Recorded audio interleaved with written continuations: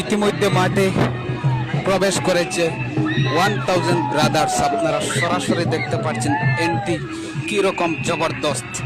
একদিকে জুবিন স্মৃতি অনুসরণ, অন্যদিকে স্থানীয় শহীদ ইসলামউদ্দিন নকআউট ফুটবল টুর্নামেন্টে, অন্যদিকে বীর সেনা শহীদের স্মরণ।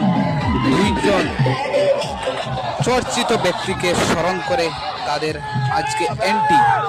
দেখা যাক কি হয়, দেখার পালা। দুইটি টিম শক্তিশালী, দুইটি টিম বহির্রাজ্য থেকে প্লেয়ারদেরকে নিয়ে এসেছে।